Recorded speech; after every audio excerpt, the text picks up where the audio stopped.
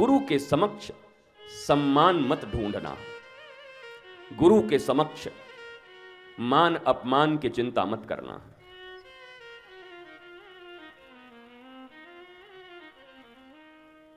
एक बड़ी प्यारी घटना है गुरु गोरखनाथ का और रैदास जी का। रैदास जी के बारे में आपको पता है, उनके पिता ने उनको घर से निकाल दिया था। हाँ, ये मत समझा करो कि संतों का जीवन बहुत बढ़िया रहता है। पिताजी घर से बाहर निकाल दिया और एक नीम का वृक्ष दे के बोले तेरे हिस्से में यही है, नीम के पेड़ के नीचे बैठ जा। और थे बड़े धनाढ्य, बहुत बड़े घर के थे, संपत्ति काफी थी, पर जब वो भक्ति करने लगे तो भक्ति किसको पसंद आए। विवेकानंद दूसरे के घर में पैदा हो, एलन मस्क हमारे घर में पैदा हो। हा? हर आदमी की यही चाहत है, विवेकानंद पड़ोसी के घर में आ जाए, हमारे घर में तो अंबानी जी आ जाएं, मस्क आ जाएं, हमारे घर में विवेकानंद क्या करेगा। जिसको अमेरिका जाने के लिए किराए का भी पैसा न हो, ऐसा बेटा हम पाल के क्या करेंगे। लेकिन झंडे डंडे उठा के सनातन जिंदाबाद कहना है तो जरूर कहेंगे। नहीं चलता साहब। बहुत प्यारा गीत गाया मनीष ने, श्याम से दिल का लगाना कोई मजाक तो नहीं, तुमने बहुतों के घर जलते हुए देखे होंगे, पर अपने घर में आग लगाना कोई मजाक तो नहीं।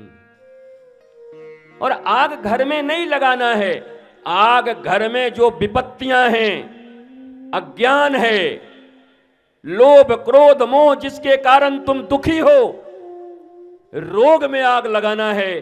पर वारे मनुष्य की बुद्धि अपने रोगों में भी आग लगाने को तैयार नहीं है। अगर रोग में आग लगाने को गुरु कह दे तो लगता है घर जलाने को कह रहा है, हम गुरु का आश्रम जला देंगे।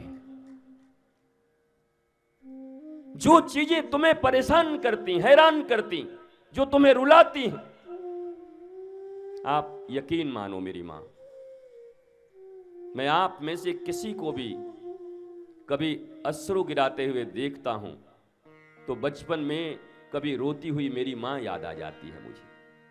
मुझे लगता है मेरी ही मां है, और मैं अपनी मां की तरह पड़ जाता हूं कि अपने मां को कुछ ऐसा तो ज्ञान दे दूं जिससे इसके जीवन में मुस्कुराहट आ जाए और ये आनंदित हो जाए। अपनी मां की तरह आपसे बात करता हूं, क्योंकि जिसके हृदय में दर्द न होगा, बेदर्दी आदमी कभी किसी को कुछ दे नहीं सकता।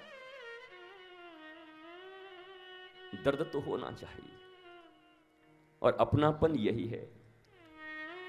तुम जिसे अपनापन समझते हो ना, वो सब प्रदर्शन है। दो बहनें होती हैं, तीन बहनें, एक का विवाह आईएएस के साथ हो जाता है और एक का प्राइमरी टीचर के साथ, और फिर वही बहनें जब मिलती हैं अपने बच्चों के साथ तो दोनों के भाव बदले हुए होते हैं। एक ही घर में खेले हुए होते हो। वो मां कहती है अपने बच्चों से, उससे पूछे तुम्हारे बच्चे ऐसे ही खेलते हैं? अरे ये तो गाड़ी से नीचे उतरते ही नहीं, बड़े शैतान, तुम्हें ये बोल बोल के जलाएंगे, तुम्हारी अपनी ही बहन। नहीं गुरुजी ऐसा तो, अरे तुम क्या बोलोगे जब सती की बहनें सती को जला रही थीं दक्ष के घर में। दक्ष पिता के प्रजापति के घर में सती की बहनें सती को देखकर हंस रही थी। ये वारे इसका पति एक फ्लैट भी नहीं है, श्मशान का भभूत रमा करके कैलाश पे पड़ा रहता है। और इतना अपमान किया सती का, इतना अपमान किया अपनी ही बहनों ने, अपने पिता ने, कि सती जलती हुई आग में कूदकर योगाग्नि से अपने शरीर को भस्म कर दी। पर आज की भाषा में अगर बात करोगे तो सुसाइड कर ली। शर्म आता है ये बोलने में, शर्मिंदगी होती है कि आत्महत्या कर ली। पिता ने और बहनों ने इतना इतना इतना जलाया, इतने उपहास उड़ाए अपनी बहनों ने कि माता सती कूद गई अग्नि में।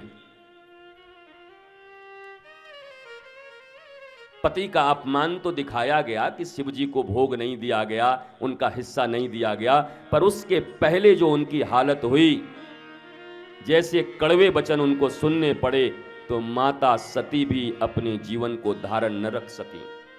यही रिश्ता है साहब। इसी रिश्ते को बचाने के लिए इतना परेशान हो। और जो गोविंद तुमसे सदा